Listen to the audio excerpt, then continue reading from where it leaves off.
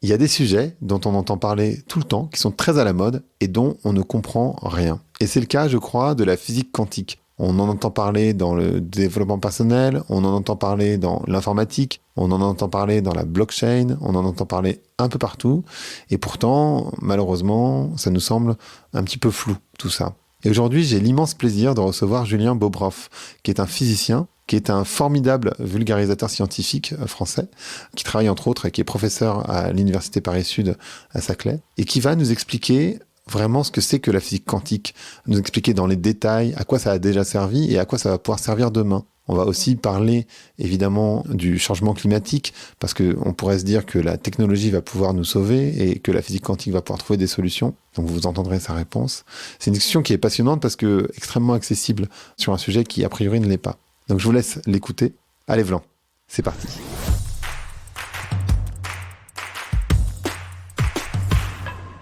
Bonjour Julien, est-ce que ça va bien aujourd'hui? Ouais, ça va très bien, bonjour. Bonjour. On parle beaucoup de physique quantique et je pense que la très très très grande majorité de la population française n'a strictement aucune idée de ce que c'est. De ce que j'ai compris, c'est l'infiniment petit. Est-ce qu'on peut... est-ce que vous pouvez commencer à m'expliquer ou à nous expliquer ce que c'est que la physique quantique? Oui, alors c'est vrai que ça fout la trouille, hein, la physique quantique. Quand on dit le mot quantique, tout de suite, ça appelle plein de fantasmes. C'est pas si compliqué que ça, hein. La physique quantique, c'est juste les lois du monde à petite échelle. On s'est rendu compte, il y a un peu plus de 100 ans, hein, c'est déjà vieux, que si on regardait le monde à l'échelle d'un atome ou à l'échelle d'une molécule ou d'un grain de lumière, en fait, les lois dont on avait l'habitude, qu'on pensait avoir comprises jusque-là, ne fonctionnent plus. Et il y a de nouvelles lois, de nouveaux comportements de la matière. Donc c'est juste la physique à petite échelle. Alors souvent on dit l'infiniment petit, alors c'est pas si infiniment petit que ça, hein. On peut avoir des effets quantiques à l'échelle du millionième de mètre, alors ça semble petit mais c'est très gros à l'échelle de la physique. Ok, donc c'est le tout petit. Et ce qui est intéressant dans ce que vous dites, c'est que ça remet en cause les lois de la physique. C'est ça, si je comprends bien. Alors oui, oui, ça reste de la physique, c'est-à-dire qu'on continue à la faire de la même façon, avec les mêmes processus, mais on s'est rendu compte que les lois elles-mêmes, la façon dont on devait décrire par exemple un atome ou un noyau d'atome ou un électron, n'avaient plus rien à voir avec ce qu'on utilisait habituellement quand on décrivait par exemple une balle de tennis. En gros, une balle de tennis quantique, donc une balle de tennis à toute petite échelle, ne se comporte pas comme juste un corps matériel comme on en a l'habitude. Alors ça veut dire quoi? Comment elle se comporte? Ah, alors si on était capable de la voir, alors moi j'aime bien toujours me dire, mais si j'étais un petit bonhomme et que je rentrais dans la matière, mais qu'est-ce que je verrais concrètement? Alors déjà, on verrait des choses très étranges, hein, c'est-à-dire que cette espèce de balle de tennis, si elle devenait quantique, donc on va prendre un atome par exemple, il se comporterait comme une espèce de nuage. Vous voyez quelque chose qui est un peu là sans être là tout à fait, hein. Déjà, vous voyez que ça devient compliqué quand je le raconte. Mais bon, il faut imaginer en gros que c'est un objet qui occupe toute une zone de l'espace, mais pas de façon très matérielle. C'est-à-dire que quand on va essayer de mesurer cette balle de tennis quantique, au moment où on va la mesurer, là, soudain, elle va se réduire en un point et redevenir une vraie petite balle de tennis. Donc, je vous le redis, hein, imaginez un électron, par exemple. Tant que vous ne le mesurez pas et que vous le laissez tranquille, c'est une espèce de nuage. Nous, on parle de fonction d'onde. Donc, imaginez-le comme un nuage un peu immatériel qui occupe toute une zone de l'espace, par exemple une sphère. Et puis, au moment où vous essayez de le mesurer, de ramener, je sais pas quoi, une pince électrique ou une loupe ou quelque chose pour le regarder, eh bien, soudainement, ce grand nuage va se réduire en un seul point, comme une petite goutte d'eau. Et vous, ce que vous allez voir, c'est un petit électron bien matériel, bien ponctuel, à un endroit particulier. Hmm. Mais dès que vous arrêtez et que vous le laissez tranquille à nouveau, il réoccupe toute la zone de l'espace. En gros, c'est ça qui se passe à petite échelle. Ça, c'est si on regarde un objet matériel. Et de ce fait, si on accepte cette idée-là, hein, qui est déjà hyper troublante, hein, c'est que cet objet, c'est une espèce d'onde immatérielle qui occupe toute une zone de l'espace, alors là, il y a plein de nouvelles propriétés qui vont découler de ça. Si on envoie cet objet contre un mur, il peut de temps en temps passer à travers le mur. Si on essaie de le mesurer, il va se comporter de façon étrange. Il va pouvoir se dédoubler. Il va pouvoir être intriqué avec d'autres objets. Donc, il va y avoir tout un tas de propriétés très étranges qui vont apparaître juste parce que dès le départ, un objet quantique, c'est pas juste un objet matériel, c'est pas juste une masse. Et en même temps, si je me trompe pas trop, tous les objets du quotidien, y compris nos corps, sont constitués d'atomes, donc enfin de molécules et d'atomes. Donc en fait, potentiellement, ce que vous dites, c'est que, en fait, j'exagère un petit peu, mais tous les objets autour de nous, on est des nuages quelque part. Enfin, on est composé de nuages, en fait. Alors là, on est sur une pente très glissante qui va aller vers les pseudo-sciences et des tas de religiosité et autres. Alors, faisons attention à ce qu'on dit. Donc, je reprends. Effectivement, il y a ce paradoxe incroyable qui est que je suis en train de vous dire que tous les atomes qui composent votre corps sont eux-mêmes composés d'électrons qui sont ces espèces de nuages immatériels, et pourtant, nous, on n'est pas du tout immatériel, quoi. Je peux pas passer ma main à travers un corps. A priori, non. Il y a plein de raisons à ça. La première chose qu'il faut comprendre, et c'est la plus importante peut-être, c'est que quand on va prendre plein de ces objets quantiques et qu'on va les placer les uns à côté des autres, et c'est bien ça qu'on fait quand on prend par exemple un corps humain, au bout d'un moment, tous ces effets très immatériels et autres vont s'annuler. C'est-à-dire que si je regardais un seul atome, ça reste exactement ce que je vous ai décrit, cette espèce d'onde immatérielle, mais quand j'en mets plein les uns avec les autres, tous ces effets-là, je les vois plus à grande échelle. Ils disparaissent et on redevient un bon gros objet massif.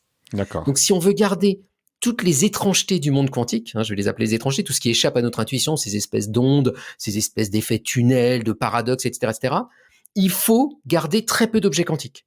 Ou alors, si on a un gros objet quantique, il faut le protéger à fond. Il faut essayer de le mettre dans le noir, dans le vide, à très basse température. Donc, pour arrêter tout de suite toutes les fausses déductions, à grande échelle, dans le monde qui nous entoure, je ne verrai pas d'effets quantiques. Mon cerveau, par exemple, il va pas réfléchir avec de la physique quantique. La porte de ma chambre, je vais pas pouvoir passer à travers si je cours très vite. Il faut absolument que je regarde un seul des objets qui le composent pour revoir ces effets apparaître. D'accord. Et là, une question peut-être un peu bête, mais à quoi ça sert de descendre au niveau de l'atome ? Qu'est-ce qu'on peut créer à partir de ça ? C'est quoi les usages de la physique quantique ? Ouais. La première réponse, c'est même si ça sert à rien, c'est pas grave, parce que après tout, c'est une des grandeurs, je trouve, de l'être humain d'essayer de mieux comprendre le monde qui l'entoure. Et en gros, comprendre ce qui se passe à petite échelle, c'est une grosse partie du monde qui nous entoure. Donc, si la physique quantique s'était juste arrêtée à déjà comprendre les lois du monde à petite échelle et à se rendre compte qu'à petite échelle, il se passe des choses absolument hallucinantes, moi, ça suffirait à mon bonheur. Alors, il se trouve qu'évidemment, derrière, ça a été, disons, la science qui a eu le plus d'applications, je pense, de l'histoire du XXe et du XXIe siècle. Okay. Alors, pourquoi ça ? C'est parce que une fois que les physiciens ont compris comment fonctionnaient les électrons, comment fonctionnait la lumière, comment fonctionnaient les atomes, et bien là, ils se sont dit, maintenant, on peut commencer à inventer. On peut inventer des nouveaux matériaux, on peut inventer des nouvelles lumières, on peut inventer des nouveaux dispositifs. Et là, ils se sont lâchés. Et donc, 20 ans après, ils ont inventé le transistor, qui maintenant fait toute l'électronique moderne. L'ordinateur que j'utilise en ce moment, il y a 100 millions à 1 milliard de transistors dans le microprocesseur. Et ça, c'est grâce à la physique quantique. Ils ont inventé le laser. C'est une lumière complètement artificielle inventée par les physiciens de la quantique. Ils ont inventé les LED. Les LED qui permettent d'avoir cet éclairage qui coûte très peu d'énergie à l'humanité. C'est une invention de la quantique, etc., etc. C'est-à-dire qu'une fois qu'ils avaient compris les lois de la matière à petite échelle, ça leur permettait de domestiquer ces lois et de les retourner pour en faire un peu ce qu'ils voulaient. Par exemple, contrôler les électrons dans un solide. Et ça permet de faire toute l'électronique. Donc la physique quantique, en fait, c'était la première étape pour beaucoup des technologies qui nous entourent. Tout votre smartphone est composé de physique quantique sans que vous vous en rendiez compte. En fait, c'est hyper troublant parce que d'un côté, vous nous dites que tous les objets sont composés d'atomes, donc tout est quantique quelque part, enfin, un micro-objet, et en même temps que ça a des applications. En fait, on peut utiliser pas cette technologie, cette connaissance plutôt que technologie, pour justement en faire de la technologie, comme les LED, les lasers, les transistors, donc les microprocesseurs, etc. Et en fait, c'est parce qu'on a besoin de descendre vraiment dans le détail, enfin, de descendre vraiment en profondeur. Oui, il y a un paradoxe. C'est-à-dire que je vous dis, je vous arnaque, je vous dis, à petite échelle, il y a des effets hyper étranges, mais à grande échelle, il n'y a aucun effet étrange. Mais on a quand même réussi à fabriquer des trucs à grande échelle en utilisant les trucs à petite échelle. C'est ça. Alors là, on se dit, là, il nous arnaque quelque part. Alors non. Prenons un exemple très simple, celui du transistor. Parce qu'après tout, c'est la plus grande découverte, enfin la plus grande invention du XXe siècle, clairement, du point de vue de ses impacts. Qu'est-ce que c'est l'histoire du transistor ? On a des physiciens qui, dans les années 40-50, essayent de remplacer le tube à vide, qui était ce qui était utilisé à l'époque pour faire des ordinateurs et qui était une catastrophe, hyper fragile, hyper gros, hyper lourd. Et donc, ils se disent, il faudrait qu'on invente d'autres genres d'interrupteurs. Parce qu'un ordinateur, en gros, c'est des petits interrupteurs qu'on contrôle. On laisse passer ou on laisse pas passer le courant, et ça permet de faire des 0 et des 1. Et donc, ils se disent, mais alors, si on va à l'échelle de la quantique et que je regarde un seul atome, on pourrait faire des choses, mais on en est incapable à l'époque technologiquement. Par contre, les lois de la quantique me permettent de comprendre comment marche un électron dans un atome. Et si je prends un petit bout de métal, ça me permet de comprendre le comportement d'un électron dans ce métal. Un seul électron. Et cet électron, c'est une espèce d'onde qui se balade et puis qui a en particulier des niveaux d'énergie.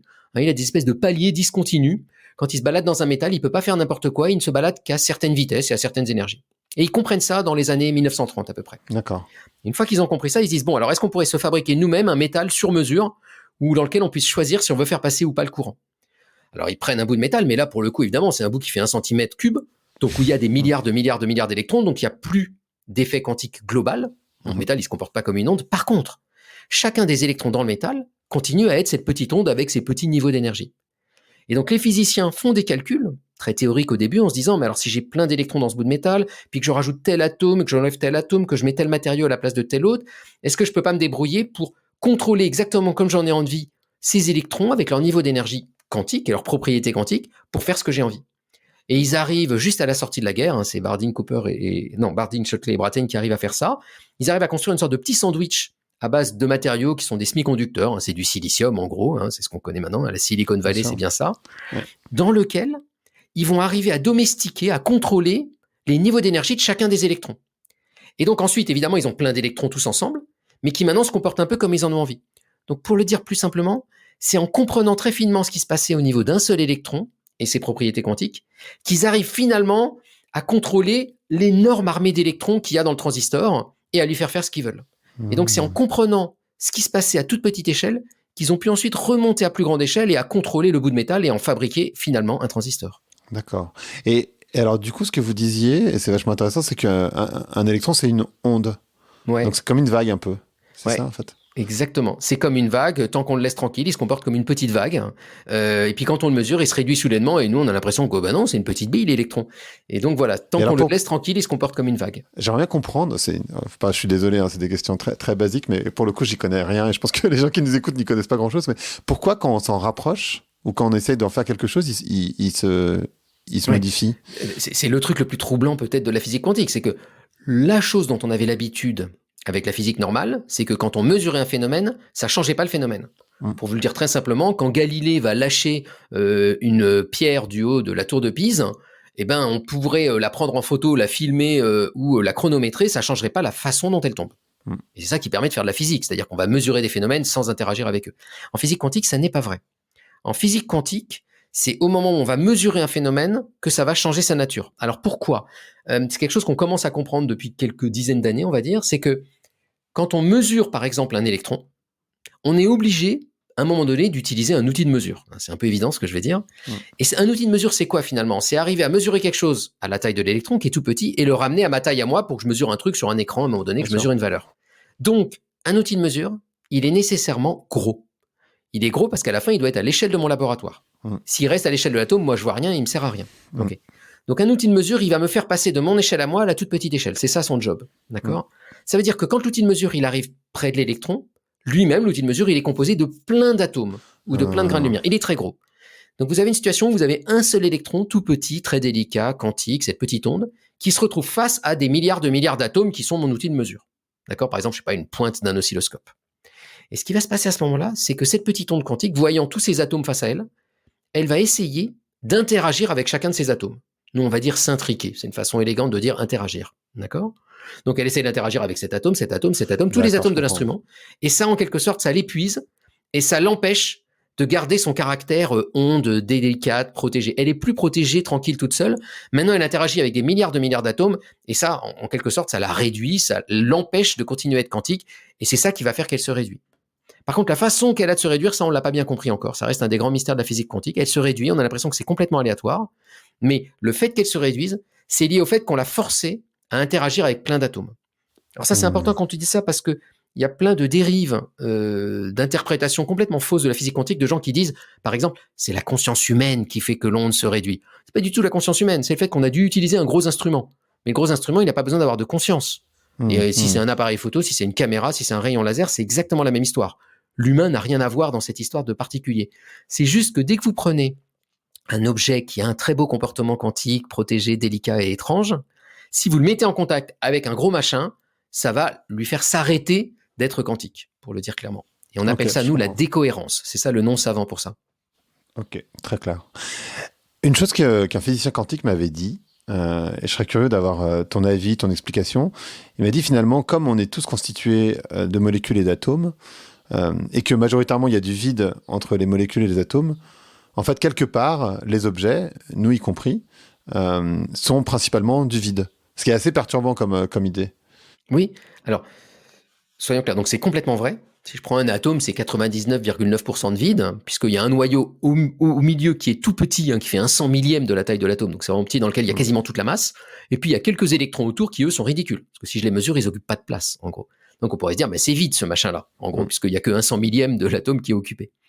Alors c'est vrai et c'est pas vrai à la fois. C'est vrai, Et c'est immédiatement troublant parce que si je me regarde, je suis pas vide, je suis pas transparent, je passe pas à travers les murs. Non. Donc, en fait, c'est assez beau. C'est une raison quantique qui fait que je passe pas à travers les murs. Et cette raison quantique, elle est un peu subtile. Ça s'appelle le principe d'exclusion de Pauli.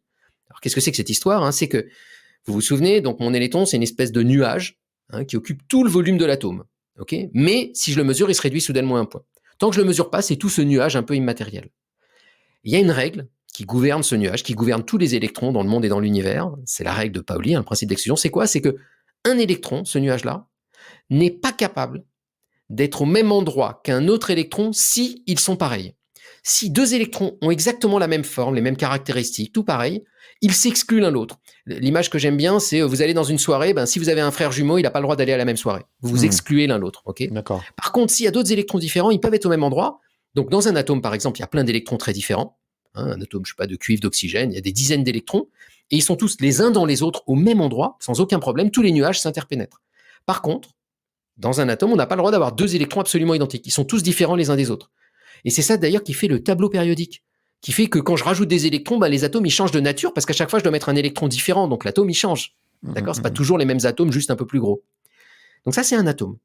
Si je prends deux atomes maintenant l'un à côté de l'autre et que j'essaye de les faire se rentrer l'un dans l'autre, en gros, ils peuvent pas parce qu'ils contiennent tous des électrons un peu identiques qui eux vont pas arriver à rentrer les uns dans les autres. Donc ma main par exemple peut pas passer à travers une table. J'essaie de faire l'expérience là. Elle passe pas à travers. C'est mon expérience préférée, moi, de la physique quantique que je remonte à tout le monde, parce que les électrons de ma main excluent ceux de la table. Donc, même si ma main, c'est quand même essentiellement du vide, ces espèces de nuages très vides, ils ont quand même une propriété particulière qui fait qu'ils aiment pas s'interpénétrer. Donc, d'abord, mon corps, même s'il est essentiellement du vide, il est pas capable de passer à travers autre chose, parce que cette autre chose, elle aussi essentiellement vide, elle a quand même ces électrons-là qui s'excluent. Ça, c'est le premier truc. Le deuxième truc, c'est assez marrant, c'est mais pourquoi on n'est pas transparent? D'accord, parce que même si on a ces espèces de nuages et tout, ils occupent pas grand-chose ces nuages et on devrait être transparent. C'est une question qui m'a été posée récemment sur TikTok. J'ai fait mon entrée sur TikTok et j'avais raconté ce truc de la main qui traverse la table et la première question des TikTokers c'était mais pourquoi on n'est pas transparent dans ces cas-là? Et la réponse à ça c'est qu'en fait ça veut dire quoi être transparent? Ça voudrait dire que la lumière peut passer à travers moi. D'accord? Et la lumière c'est des petits grains quantiques, c'est des photons. Et quand un photon arrive sur cette espèce de nuage d'électrons, en général il rebondit.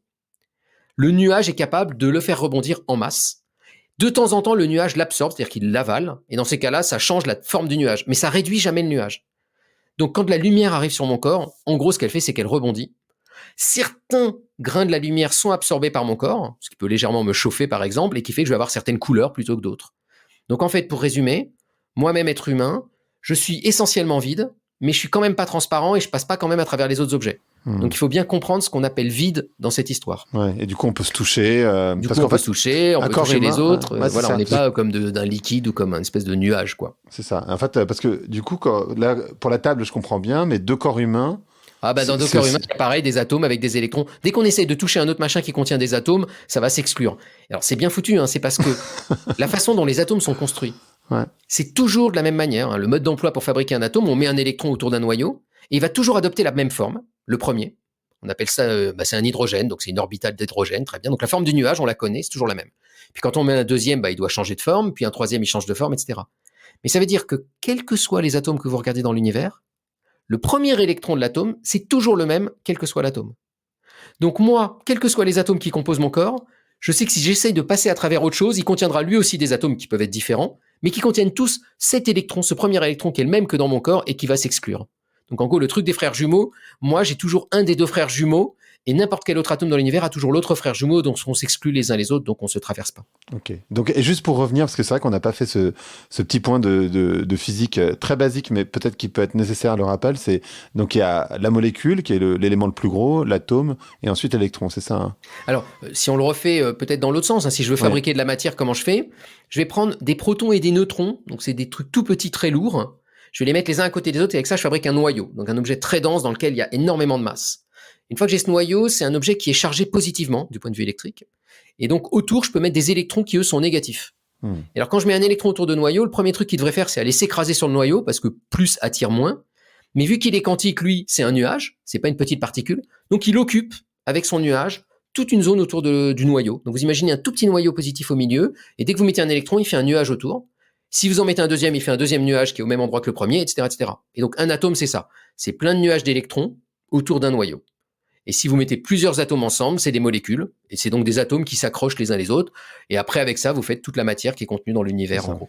Dont H2O, etc. Dont H2O, dont nos corps humains, dont etc. Très bien. Une question naturellement qui vient, c'est quelles sont les applications sur lesquelles on travaille désormais quand il s'agit de physique quantique? Alors d'abord, on continue de travailler sur les premières applications. Donc la quantique, en gros, je peux la diviser en 3 temps. Premier temps, on comprend tout. On est dans les années 1920-1930.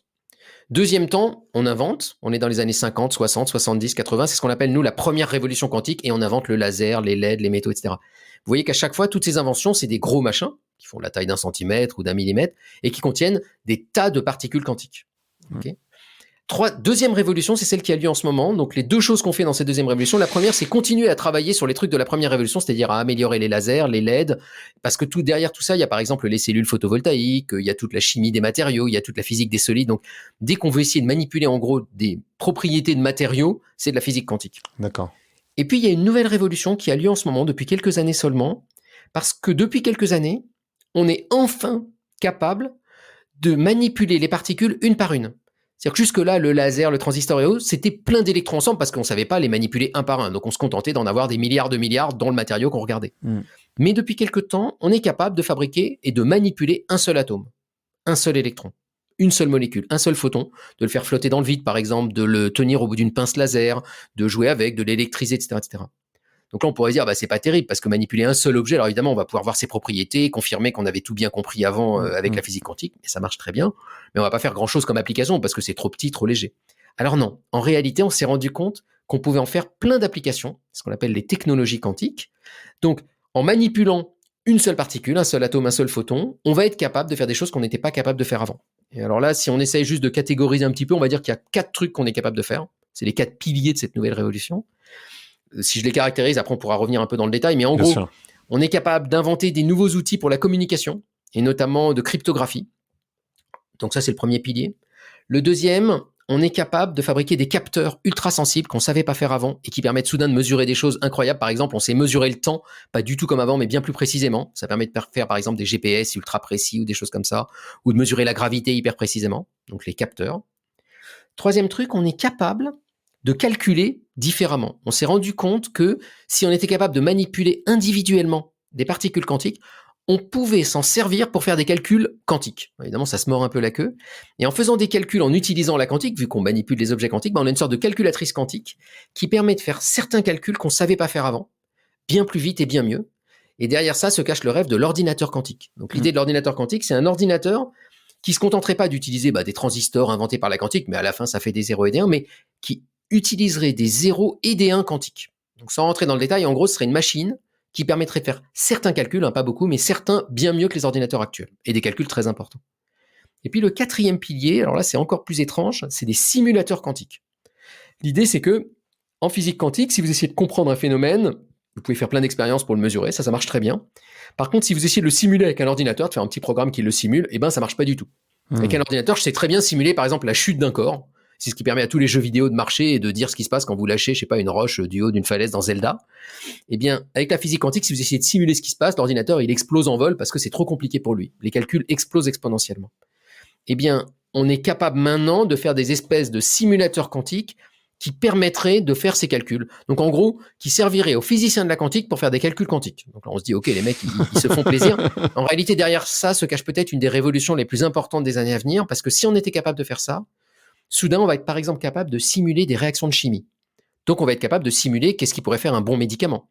Qu'est-ce qui pourrait bien fixer le CO2 dans l'atmosphère. Qu'est-ce qui pourrait aider à faire des engrais azotés qui coûtent moins à l'empreinte climatique. Et donc, si on était capable de simuler la matière, de simuler la chimie, on serait capable d'inventer des nouveaux matériaux et des nouvelles réactions chimiques pour aider tous les pans de l'industrie. De la médecine à la chimie, en passant par etc., etc.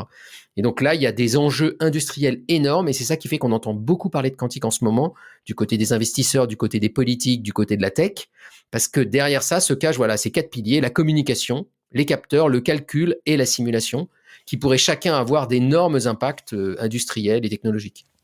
Et alors c'est marrant parce que vous parlez de deux choses qu'on a tendance à opposer dans le monde d'aujourd'hui, qui sont la cryptographie, et par cryptographie j'entends la blockchain, et l'informatique quantique. C'est-à-dire qu'on a tendance à dire, une fois qu'il y aura des ordinateurs quantiques, la cryptographie blockchain, en fait on pourra plus lui faire confiance parce que les ordinateurs quantiques seront complètement capables de la détricoter, entre guillemets. Si je me trompe pas trop, il existe déjà des ordinateurs quantiques, non? Il y a au moins... des choses chez Microsoft ou Google qui existent. Et du coup, c'est intéressant parce qu'en fait, les deux avancent à la même vitesse ou, enfin, comment? Alors, il y a plein de trucs un peu contradictoires dans cette histoire-là qui est un peu compliquée. Alors, je vais essayer de vous la refaire simplement. Ouais. Si vous avez un ordinateur et que vous voulez transmettre des codes secrets par Internet, par exemple, ou des codes de carte bleue ou de la blockchain ou je sais pas quoi, tout le monde utilise à peu près pour l'instant la même façon de faire, c'est les nombres premiers. C'est-à-dire que vous donnez un très grand nombre à la personne à qui vous voulez donner le code secret et vous lui dites que ce nombre, c'est la multiplication de quelques nombres premiers. Donc lui, il sait comment le construire, ce nombre, et il sait les nombres premiers. Si quelqu'un d'autre arrive et découvre ce nombre, il est incapable de trouver les nombres premiers qui le composent parce que c'est un calcul mathématiquement impossible. Si vous donnez un nombre très grand, il n'arrivera pas à le faire, quoi. Avec 15, vous saurez dire que c'est 5 fois 3, mais avec un nombre à 128 chiffres, il ne saura plus le faire. Et donc la plupart des codes secrets marchent là-dessus. La physique quantique, l'ordinateur quantique, attaque ce problème de deux façons complètement opposées. Et c'est ça qui fait que les gens ont un peu des fausses idées. Il y a un premier truc, c'est qu'on s'est rendu compte que les ordinateurs quantiques, si ils fonctionnaient bien, permettraient de casser ce code secret de nombre premier. Ce qu'on appelle l'algorithme de Shor, on a montré théoriquement qu'un bon ordinateur quantique, si je lui donne cet énorme nombre, il sait très vite me dire quels sont les nombres premiers qui le composent et donc il met par terre tous les codes secrets actuels. Et c'est ça qui fout la trouille à tout le monde. Alors, en réponse à ça déjà, à ce premier point, il ne faut pas avoir la trouille, en réalité, pour deux raisons. La première, c'est qu'on n'est pas prêt d'avoir un ordinateur quantique qui sache faire ça. Le record actuel du meilleur ordinateur quantique qui ait su faire ça, c'est 15 égale 5 fois 3. Ils arrivent à faire ça et pas mieux. Donc, ils sont minables. Okay, on est loin. D'accord. Et il y a des vraies difficultés techniques, on pourrait revenir dessus, très importantes qui font que ça sera peut-être jamais faisable. On n'est même pas sûr que ça sera faisable un jour. Donc, si c'est faisable, ça ne sera pas avant des dizaines d'années et on n'est même pas sûr que ça soit un jour faisable. Mais surtout, entre-temps, les gens qui font les codes secrets ne se sont pas reposés. En 2017, la grande agence internationale des codes secrets américaine, le NIST, a organisé une compétition internationale des codeurs en leur disant à tous les matheux et les informaticiens du monde, allez-y, utilisez toutes les techniques mathématiques que vous avez envie pour inventer des nouvelles recettes pour fabriquer des codes secrets qui résistent à l'ordinateur quantique, qui soient post-quantiques. Post-quantique, ça veut dire que c'est pas que les nombres premiers, c'est plus compliqué, de sorte que même un ordinateur quantique n'y arriverait pas, même s'il marchait un jour. Les types se sont mis au boulot. 3 ans après, ils avaient trouvé des dizaines d'idées. On a choisi des finalistes. Il y a tout un processus de tri par la communauté. Et maintenant, on a 3 finalistes avec 3 codes qui ont l'air très performants, qui résistent aux ordinateurs quantiques, et où maintenant, les gens commencent, par exemple, l'agence de sécurité française, l'ANSSI, est déjà en train de préconiser comment déployer ces codes dans les 10 années à venir, pour que d'ici 10 ans, on continue à utiliser les nombres premiers, mais on utilise aussi des nouveaux codes de crypto qui fassent que même un ordinateur quantique surpuissant ne pourra jamais les casser. Donc les gens sont déjà en train de se protéger de ça et je pense que ça ne sera pas un enjeu, plutôt ça sera un enjeu de redéployer des nouveaux codes secrets et les gens commencent déjà à mettre en place une stratégie pour dire que d'ici 10 ans, on a déployé des nouveaux codes qui font que l'ordinateur quantique, il sera eu, même s'il est super performant à ce moment-là, il n'y arrivera pas. Donc ça, c'est le premier truc. Moi, ce dont je parlais, c'était autre chose en réalité. Parce que cet enjeu-là, donc de code secret cassé par l'ordinateur quantique, c'est pour charrier, à mon avis, plein de fantasmes, mais c'est pas un des vrais enjeux de ces technologies-là. Il y a un autre truc, c'est indépendamment de ça, et c'est presque contradictoire, on sait, pas du tout avec l'ordinateur quantique, mais avec des grains de lumière, avec des photons, on sait fabriquer des codes secrets avec un ordinateur quantique. Et là, pour le coup, on sait fabriquer des codes secrets pas du tout en utilisant les nombres premiers, mais en utilisant les lois de la quantique. Donc, on a une nouvelle méthode pour fabriquer des codes secrets. Donc, pas pour casser des codes, mais pour fabriquer des nouveaux codes secrets et qui sont inviolables d'une certaine manière. C'est-à-dire que s'il y a un espion sur la ligne, on le détecte. D'accord. Et donc, quand on parle de cryptographie quantique, c'est ça dont on parle. C'est des systèmes de fibres optiques dans lesquels on va se partager des grains de lumière pour se construire ensemble un code secret que personne d'autre ne peut avoir. Donc c'est une façon de protéger ces données. Et quand on parle après d'ordinateur quantique, là c'est pour casser les codes secrets actuels. Vous voyez, il y a ces deux trucs différents. Et donc la cryptographie quantique, elle, c'est un sujet sur lequel travaillent plein de gens, parce que là ça donne envie, évidemment, par exemple notamment aux militaires, comment partager des codes secrets inviolables, ou au réseau bancaire. Il y a déjà des sociétés qui commercialisent la solution sur des fibres optiques, sur des dizaines de kilomètres, on va dire. Elle pose plein de problèmes, cette solution, en réalité. C'est que techniquement, en fait, il y a quand même plein de manières de la violer et techniquement d'aller la décrypter et de la craquer. Donc, l'agence de sécurité, par exemple, française, elle recommande de ne pas utiliser ces trucs-là pour l'instant parce que c'est pas assez fiable. Mais il y a plein de gens qui cherchent à voir comment on peut utiliser la quantique pour faire des codes secrets. Et alors, j'ai rapidement parlé de l'ordinateur quantique, mais qu'est-ce que c'est qu'un... Parce que bon, je pense que pour la majorité des gens, c'est pareil. Enfin, déjà, moi, je sais pas précisément le définir clairement, et j'imagine que les gens qui nous écoutent non plus. C'est quoi un ordinateur quantique? Enfin, ça serait quoi potentiellement? Parce que ça n'existe pas de ce que vous me dites. Je pensais que ça existait, moi, quelque part, qu'il y avait des... Si, ça existe. Ça existe, mais ça marche mal. C'est-à-dire qu'ils sont tout pourris, les ordinateurs actuels. Et je vais vous expliquer après pourquoi. Donc, il y a plein d'ordinateurs quantiques dans le monde et qui sont tous, en gros, pour l'instant, non fonctionnels, on va dire, ou qui font des petits trucs, mais qui sont sans intérêt. Donc, c'est des prototypes pour essayer de progresser et d'arriver à faire un bon ordinateur un jour. Alors, qu'est-ce que c'est que cet ordinateur quantique? Il faut recomprendre juste rapidement ce que c'est qu'un ordinateur pas quantique déjà. L'ordinateur qu'on utilise, nous, tous les jours, c'est un objet qui manipule des 0 et des 1 et qui transforme tout en 0 et en 1. Qui fait des calculs avec ça, puis après retransforme tout en signal audio, vidéo, texte, etc. Un ordinateur quantique fait presque la même chose, sauf qu'au lieu d'utiliser un 0 ou un 1, il utilise un objet quantique qui lui aussi peut être dans deux états, 0 ou 1, mais qui est capable de faire un truc en plus, il est capable d'être dans les deux états à la fois.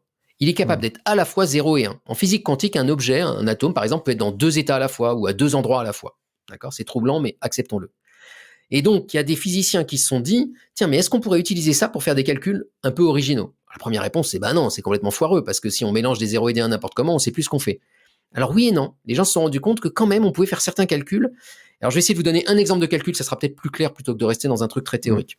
Alors il y a un problème qui est quasiment insoluble sur les ordinateurs normaux, c'est le problème du voyageur. Donc imaginez que vous soyez un voyageur, vous partez de Lille, vous voulez aller à Marseille, et on vous demande de passer par Nice, Rouen et Paris. Ok ? Et on vous dit quel est le trajet optimum. C'est facile, vous allez sur SNCF Connect ou sur Google Maps, vous calculez les 5 trajets possibles en gros, puis vous trouvez le meilleur. Si maintenant je vous rajoute une ville, je vous dis, je veux aussi que vous passiez par Caen, vous allez calculer, vous voyez qu'il y a 2 possibilités en plus, etc. Mais à chaque fois que je vous rajoute une ville, ça multiplie par 2 le nombre de possibilités de trajet. Et donc ça va assez vite ce truc-là, et donc en gros, les ordinateurs les plus puissants au monde ne savent pas faire mieux que 17 villes. Voilà, c'est le record du monde, parce que si on met 18 villes, ça augmente exponentiellement, c'est 2 puissance 17, 2 puissance 18, donc dès qu'il y a 20 villes, on ne sait plus le faire.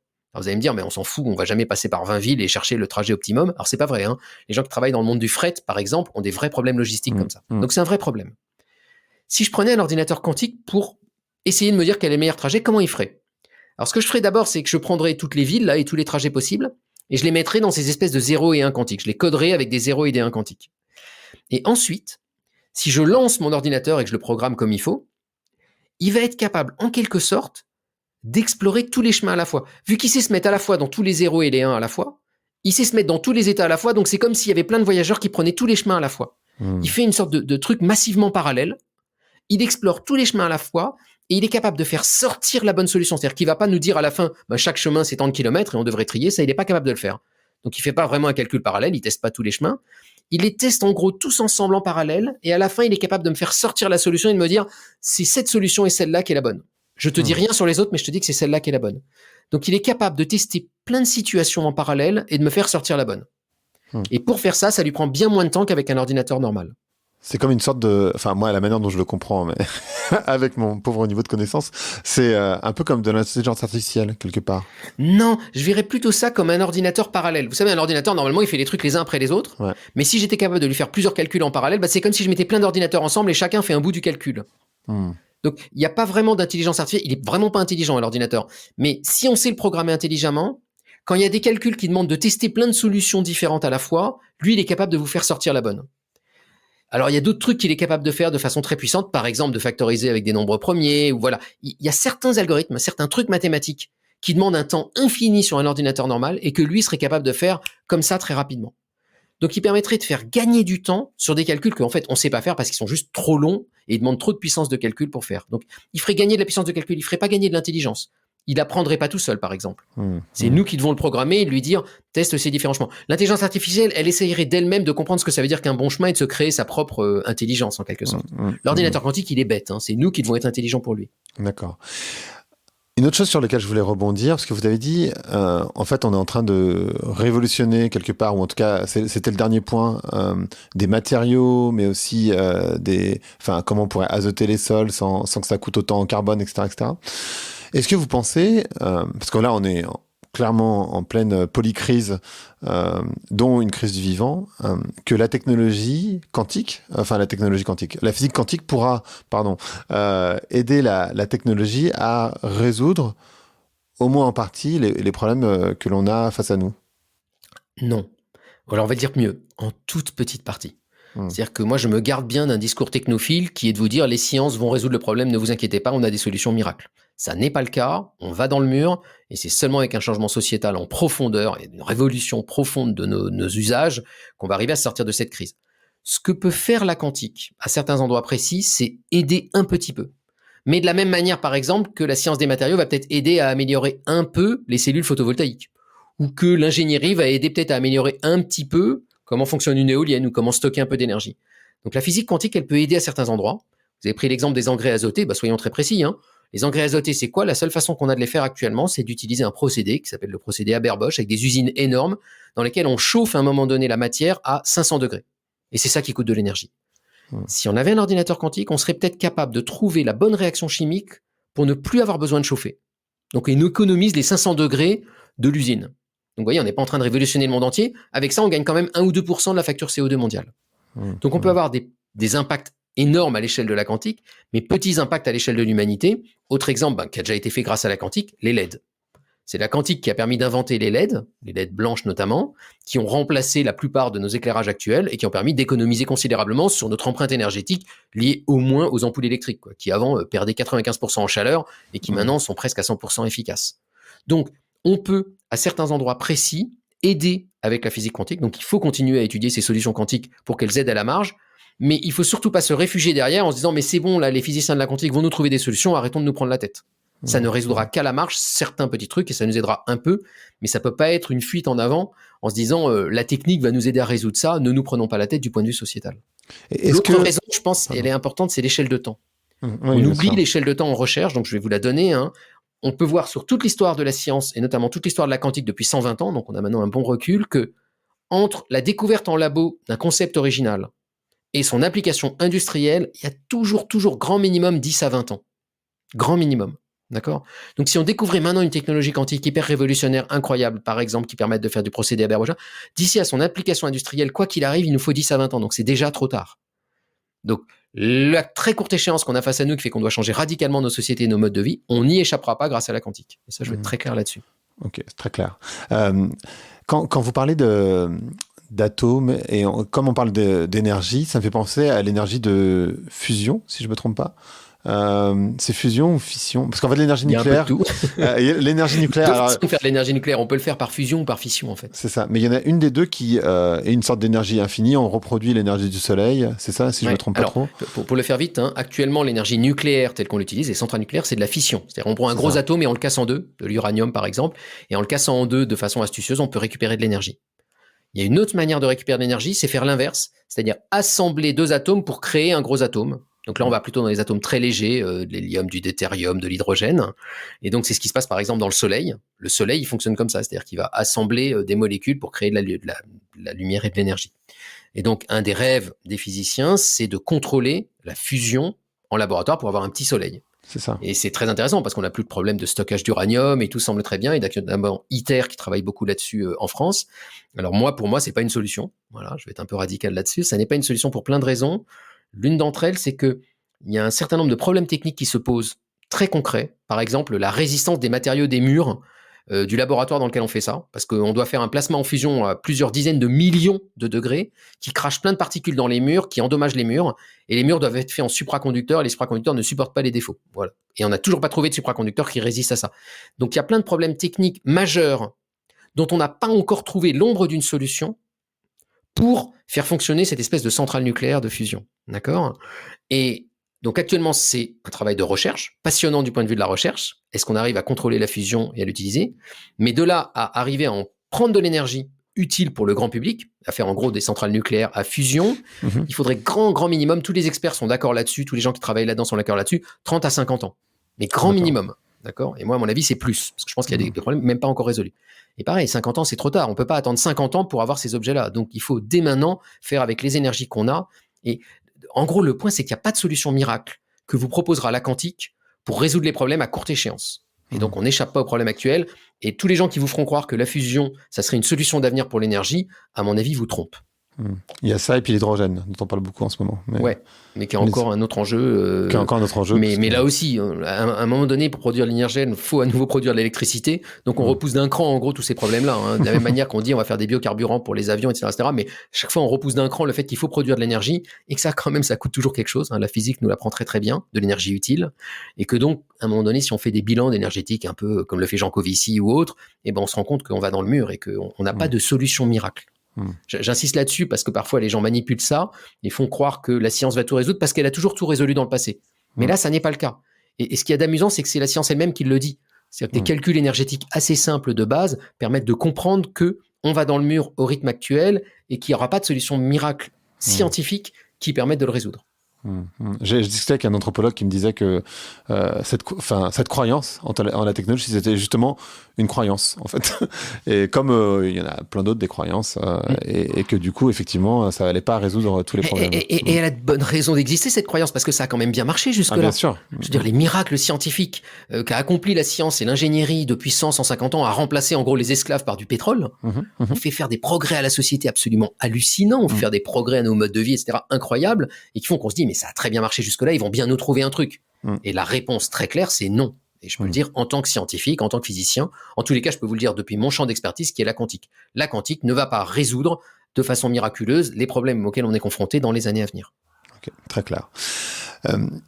J'aimerais bien savoir c'est quoi les questions qu'on vous pose pas sur la quantique et que vous aimeriez bien qu'on vous pose quand il s'agit de vulgarisation, évidemment. Je vous parle pas de discussion entre physiciens parce que je pense que vous allez nous perdre très rapidement. Mais sur des questions simples, c'est quoi les questions qu'on vous pose pas et que vous aimeriez bien qu'on vous pose?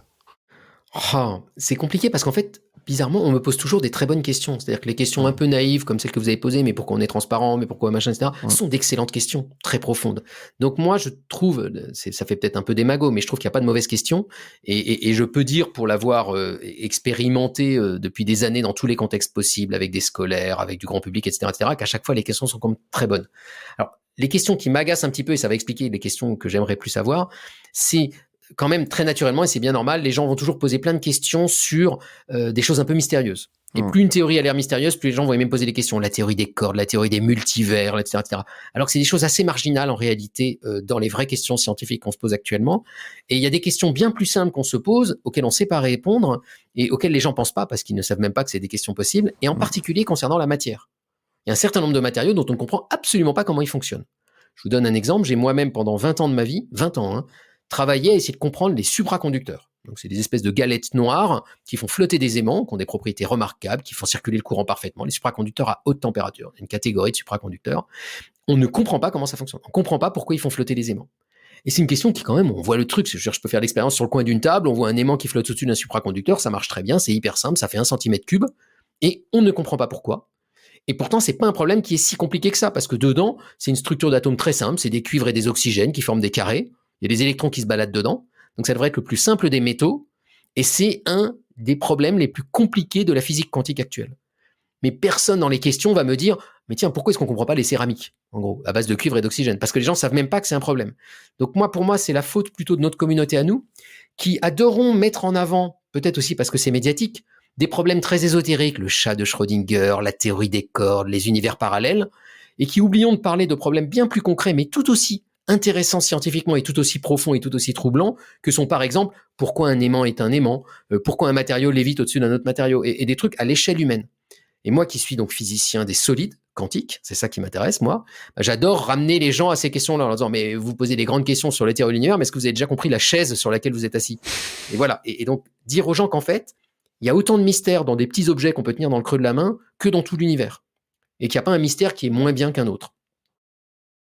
C'est hyper intéressant. Et ce que vous disiez, c'est vrai que quand on évolue un petit peu dans les sphères du développement personnel, entre autres, on parle beaucoup de physique quantique.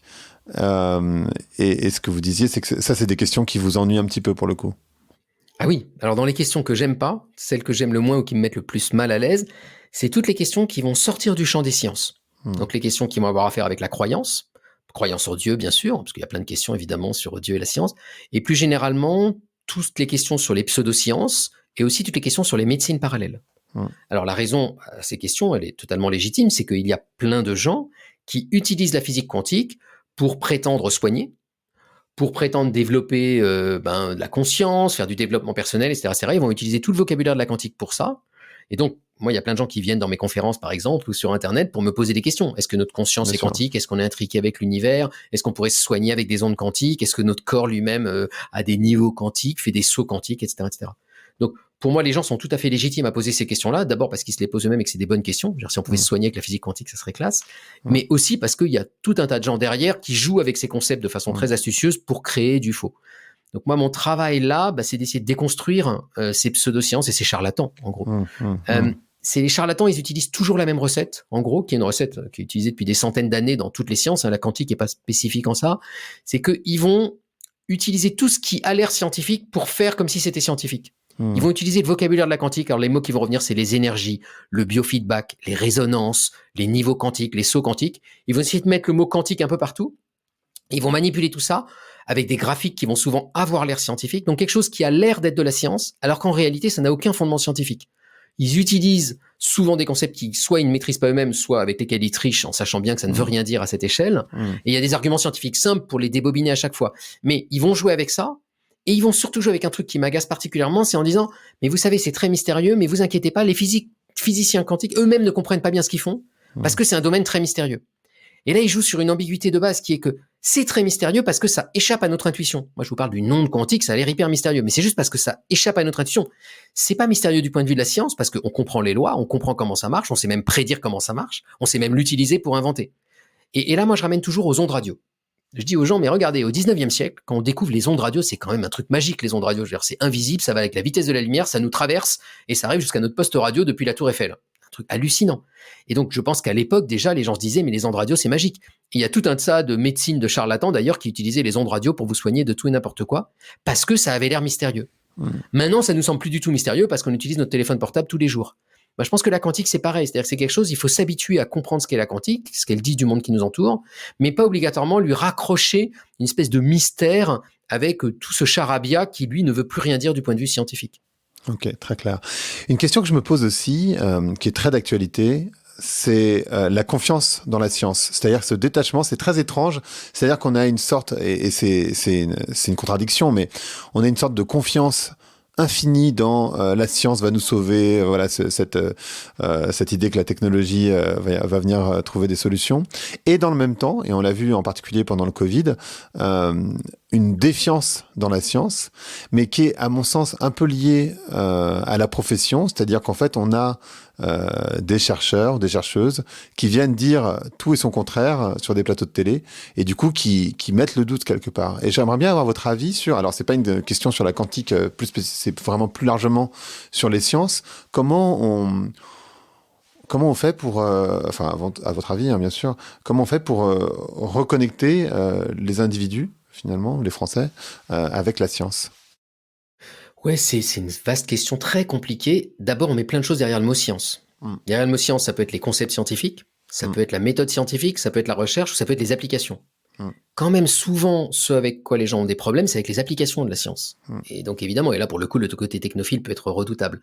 Et donc, souvent, ce avec quoi les gens ont des problèmes, c'est plus les applications de la science que la façon dont la science se fait elle-même. Après, la science, c'est quoi? C'est en gros une méthode qu'on s'est donnée, nous, humains, pour essayer de partager ensemble de la connaissance et de construire ensemble de la connaissance un peu robuste, un peu solide, qui ne dépendent pas justement de nos croyances, de nos origines, etc., etc. Et on s'est inventé des façons de se vérifier entre nous et d'arriver à construire progressivement une connaissance commune. C'est quand même quelque chose d'assez beau, hein, collective. Mais évidemment, quand on est aux avant-fonds de cette science, donc dans la recherche contemporaine, et qu'on regarde les toutes dernières découvertes, on est dans ce moment où c'est en train de se construire, c'est pas encore stabilisé. Et où donc évidemment, il n'y a que du doute. Nous, notre boulot, c'est le doute. Mon boulot à moi, quand je fais de la recherche, c'est essayer de voir si les collègues ont raison ou tort, c'est essayer de tester, c'est essayer moi-même d'inventer, c'est essayer de, voilà. Et c'est cet échange qui fait que progressivement, on va se stabiliser et trouver finalement que tel truc tient au cours du temps, etc. Le problème, c'est que ce travail-là se joue sur une échelle de temps qui est longue. C'est pas l'échelle de temps des réseaux sociaux, c'est pas l'échelle de temps des médias, c'est une échelle de temps où on a besoin de faire des expériences qui prennent des années, ensuite d'aller tester celles des collègues, ensuite de se confronter, de s'affronter, de faire des échanges et finalement de stabiliser ça au bout de 10, 15, 20 ans. Ce qui nous a posé aucun problème dans l'histoire des sciences précédentes, mais qui fait que soit quand on est face à une crise à temps très court comme le Covid, soit quand on est dans disons une ambiance médiatique à temps court, ben on comprend plus ce temps long de la recherche. On dit aux chercheurs, vous vous foutez de nous. Il y a 6 mois, vous nous avez dit un truc, maintenant vous nous dites le truc inverse. Mais nous, 6 mois, c'est ridicule, c'est un jour à l'échelle du temps de la science. Si nous, au bout de 1 an, on a déjà réussi à stabiliser un truc, par exemple les vaccins anti-Covid, c'est miraculeux. Donc, il faut arriver à expliquer aux gens l'échelle de temps pour construire des connaissances scientifiques et aussi comment on les construit. Alors moi, c'est un truc auquel je travaille personnellement. Moi, j'ai monté une équipe de recherche, ça s'appelle La Physique Autrement, où on travaille précisément là-dessus. Comment essayer de trouver d'autres façons de présenter la science, en particulier la physique, ou de l'enseigner à nos étudiants, qui non seulement les aident à comprendre la science, qu'ils y prennent plaisir, que ça soit un peu moins rébarbatif que la façon qu'on a de faire d'habitude, bien sûr, mais aussi essayer de leur expliquer le processus, la façon dont ça se fait, essayer d'utiliser aussi l'histoire des sciences, essayer d'utiliser l'épistémologie, pour essayer de faire comprendre aux gens un peu ce qu'est la science et comment elle se construit. Parce qu'une fois qu'on a vécu, par exemple, dans un laboratoire, qu'on a fait un stage, qu'on a un peu étudié ça, on comprend. On comprend que le chercheur, 6 mois après, il n'est plus exactement la même opinion sur un truc très récent. On comprend l'échelle de temps, on comprend les débats, et on comprend à un moment donné les consensus. On comprend aussi que quand il y a un consensus à l'échelle d'une très grosse communauté, c'est pas pareil qu'un type tout seul comme Didier Raoult contre le reste du monde. Que le GIEC, ça a une vraie force parce qu'on sait comment les gens travaillent ensemble. Donc, essayez d'expliquer aux gens la façon qu'on a de travailler, de construire ces connaissances. C'est pas arbitraire, c'est pas seul contre tous, et c'est pas complètement flottant. Mais c'est sur une échelle de temps qui échappe aux gens. Et peut-être qu'il faut réexpliquer ce que c'est que le consensus scientifique. Je suis pas certain, parce que c'est un mot que quand on est scientifique, forcément, on l'utilise et ça a beaucoup de sens. Mais quand on n'est pas dans le domaine scientifique et qu'on nous parle de consensus scientifique, on se dit ça peut être 15 mecs qui se sont mis d'accord et qui en fait ont les mêmes intérêts. Oui, exactement. On a l'impression que c'est un truc hyper mou, quoi. C'est parce qu'on connaît bien le consensus d'habitude. Si on se met autour d'une table et bon, allez, on se dit tous d'accord parce que ça nous arrange bien et voilà. Alors en fait, on oublie que le consensus scientifique, il arrive après une période de débat et de combat terrible. C'est-à-dire que la première étape des scientifiques, c'est surtout pas le consensus. C'est essayer de montrer que l'autre a tort. Ou que la loi ne marche pas. C'est-à-dire quand on va nous balancer une nouvelle loi en disant ça a l'air de marcher comme ça, le job du scientifique, c'est essayer de trouver l'erreur, essayer de trouver l'exception. Et on va passer notre vie à ça, à essayer de montrer que ce qu'on pensait être vrai n'est pas vrai. Et si au bout d'un certain temps, tout le monde a essayé de toutes les façons différentes, en testant bien que chacun va essayer de la bonne façon, de la bonne méthode, etc., et que la loi a l'air de résister, eh ben, il y a un consensus scientifique, c'est-à-dire, à preuve du contraire, on va tous se mettre d'accord qu'elle a l'air de vraiment bien résister, cette loi. Mais ce qu'on va d'abord faire, c'est comme un punching ball, c'est lui donner des coups de poing dedans pour essayer de voir si elle résiste. La physique quantique, c'est un bon exemple. Les premiers types qui arrivent et qui disent la matière, c'est comme une onde, personne n'y croit. Évidemment, on n'est pas là en disant, consensus, on va se mettre d'accord. On commence à faire des expériences et on se rend compte, oui, tiens, effectivement, quand on envoie un électron sur un cristal, il a l'air de rebondir comme une onde. Et puis on a l'air de même pouvoir l'utiliser dans un microscope comme si c'était de la lumière, et c'est le microscope électronique. Et puis on a une autre expérience indépendante qui a l'air de pouvoir même manipuler, faire interférer ces ondes, etc., etc. Et petit à petit, toutes ces petites briques se mettent ensemble. Dans les conférences, les gens, il y a ceux qui tenaient en disant mais non, c'est pas une onde, c'est une onde, et puis ils sont de plus en plus petits nombres, et puis les débats continuent, les arguments. Et puis c'est pas des débats où c'est au feeling. Moi je te dis que c'est une onde parce que j'aime bien les ondes. Il faut argumenter. Il faut des raisons scientifiques, il faut avoir fait une expérience qui le montre. Et l'autre va nous dire, mais ton expérience, est-ce qu'elle est vraiment précise ou pas? Et on va combattre, argumenter, etc., etc. Et à force, petit à petit, on va se rendre compte que, oui, quand même, c'est une onde et il n'y a plus le choix. Et là, on va se mettre à l'enseigner. Et donc, ce processus-là, il est remarquable parce qu'il permet de construire, disons, des vérités scientifiques. C'est-à-dire quelque chose qui a un socle bien plus solide que juste une vérité subjective d'une personne à un moment donné. L'inconvénient, c'est que ça prend du temps. Et que ça prend un certain effort, et que c'est une certaine méthode, et qu'il faut tous suivre un peu la même méthode, le même langage pour pouvoir partager entre nous. Donc c'est une merveilleuse façon de construire la connaissance, à mon avis c'est la meilleure. C'est ça qui fait que le GIEC est aussi puissant, c'est parce que la façon qu'il a de construire les connaissances, elle n'est pas arbitraire, elle est hyper forte, en utilisant toutes les données scientifiques qui existent, mais elle est longue, et elle est aussi compliquée à vulgariser et à expliquer. Et ça fait que les gens, quelqu'un qui a du bagou et qui arrive et qui passe bien à l'antenne, il va bien plus convaincre les gens en disant « moi j'ai trouvé ça et tous les autres sont contre moi parce que c'est une mafia de scientifiques » qu'un groupe de 500 chercheurs qui se sont réunis 8 fois en conférence pour au tableau noir arriver à débattre et à finalement arriver ensemble à une connaissance. Donc ce qu'il faut bien retenir, c'est que quand on vous dit dans les médias en particulier qu'il y a consensus scientifique, c'est qu'a priori c'est très robuste en fait. Ouais, c'est que c'est incroyablement plus robuste qu'un consensus politique, par exemple. C'est que vraiment, il y a très peu de chances pour que ça soit remis en cause. Et là, on peut regarder l'histoire des sciences, parce que les gens nous disent toujours « Oui, mais il y a déjà eu des consensus dans le passé, et soudain, une personne est sortie, il a dit « c'est pas vrai », et il a tout mis par terre. » Eh ben, c'est faux. Dans l'histoire de la physique, moi, je connais pas d'histoire comme ça.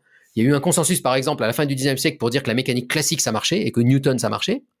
Einstein est arrivé et a dit « Mais attendez, la théorie de la relativité », mais la relativité, elle ne met pas du tout partir Newton. Elle dit juste que quand un objet va très vite ou qu'il est énorme, il y a des petites corrections en plus qui font que les lois de Newton ne marchent plus tout à fait. Mais tout ce qui avait été compris avec Newton reste parfaitement vrai depuis 400-500 ans. Donc, un consensus scientifique, à un moment donné, c'est incroyablement robuste. D'accord.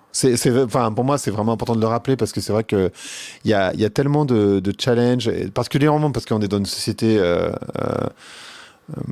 en crise. Je pense que c'est le Et terme. puis on est dans une société qui aime bien le Robin des Bois, quoi, qui aime bien le héros solitaire qui vient contre l'institution et qui dit vous avez tous tort et moi j'ai trouvé un truc seul. C'est quand même hyper séduisant. Et puis dans plein de cas politiques et autres, ça s'est révélé être remarquable. Un Snowden ou un machin, etc. Seul contre tous, c'est merveilleux. Mais en science, quand on voit comment le monde scientifique est construit, qui n'est pas un monde construit avec des votes, avec de la démocratie, ou qui est construit que à base de connaissances, cette image du loup solitaire face à la meute ne tient pas une seconde quand on le connaît de l'intérieur. Mais je comprends que les gens ne nous croient pas sur parole et se disent mais eux aussi ils ont des mafias locales, eux aussi ils ont des intérêts, etc. Labos, ils ont raison de nous remettre en cause. C'est à nous de faire ce job. Donc il y a un travail de vulgarisation à faire, qu'on a bien vu au moment de la crise Covid, à quel point il a échoué pour l'instant, d'expliquer aux gens que la science c'est pas la même chose que d'autres connaissances, c'est pas la même chose que la façon de construire par exemple de l'art ou de la religion. Il y a quand même une espèce de truc collectif un peu particulier dans la science qu'on ne retrouve nulle part ailleurs. Et c'est important de le rappeler. Merci beaucoup. Ce podcast s'appelle Vlan. Donc, je voudrais savoir à quoi vous voulez ouvrir et où claquer la porte. Alors claquer la porte c'est facile, hein, c'est justement à toutes les formes de charlatanisme et de croyance en héros solitaire contre le reste de la science, et qui m'ont épuisé notamment à l'heure du Covid. Ce à quoi j'aimerais ouvrir la porte, alors nous actuellement on a un vrai problème en physique, notamment je pense pour l'enseignement de la physique, qu'on a gardé comme depuis à peu près 200 ou 300 ans, qui marchait très bien jusque-là, mais qui maintenant marche moins bien pour plein de raisons. L'une d'entre elles, c'est que le public qu'on a face à nous, d'abord, tient moins longtemps face à des cours, des TD, des TP sur Paillasse et autres. Et l'autre raison, c'est la raison du sens. C'est qu'à un moment donné, les jeunes, en ce moment, ils ont besoin de sens, et en particulier de sentir qu'ils font partie d'un combat contre la crise climatique. Et si je leur dis juste, moi, je vais jouer avec des atomes et m'amuser dans un laboratoire, ils peuvent à un moment donné se dire, c'est chouette, tu t'amuses bien, mais ça va pas beaucoup m'aider, moi, pour résoudre les problèmes de notre société qui, moi, vont me toucher particulièrement. Et donc voilà, moi, ça, c'est un combat que j'essaye dont j'essaie de m'emparer en ce moment avec mon équipe. On essaie de trouver des nouvelles façons d'enseigner. Et ce à quoi j'ouvre la porte en ce moment, c'est ça. C'est comment essayer de ramener de la créativité, du plaisir, mais aussi une forme d'action, de dire aux gens qu'ils peuvent agir eux-mêmes, face au climat notamment, et face aux crises à venir, en utilisant, entre autres, les sciences, mais pas seulement. Et la façon qu'on a, nous, de faire, c'est de ramener le design là-dedans. C'est-à-dire de mélanger des designers, des scientifiques, du design de la science, parce que le design, il a vraiment cette question de l'usage, cette question de l'objet, cette question de la technique, cette question de comment agir sur le monde.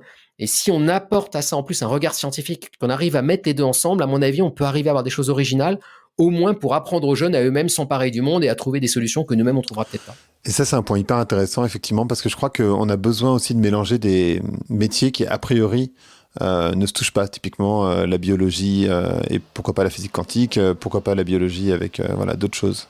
Il y a une grande mode de l'interdisciplinarité et qui est complètement justifiée. Je me méfie juste un tout petit peu d'un certain type d'interdisciplinarité où on essaie de dire aux gens vous allez tout apprendre et vous allez devenir formidable. Moi, je crois beaucoup à l'interdisciplinarité où on a des experts hyper pas du tout interdisciplinaires pour le coup, monodisciplinaires de leur domaine, mais qu'on arrive à les faire travailler ensemble. Moi, je fais ça depuis 10 ans avec les designers, par exemple, et là, ils sortent des choses intéressantes, mais je travaille avec des gens hyper forts en design. Moi-même, je suis bon en physique, et donc ensemble, on arrive à faire des choses originales. Donc moi, je crois beaucoup à l'idée, notamment pour les générations futures, de continuer à les former bien dans certains domaines pour qu'ils aient une vraie expertise, mais de leur apprendre à bosser avec d'autres personnes de façon interdisciplinaire pour construire ensemble des choses qu'ils ne construiraient pas dans leur champ à eux. Super. Merci beaucoup, Julien. C'était passionnant, c'était surtout très clair. Donc, merci beaucoup pour ça. De rien.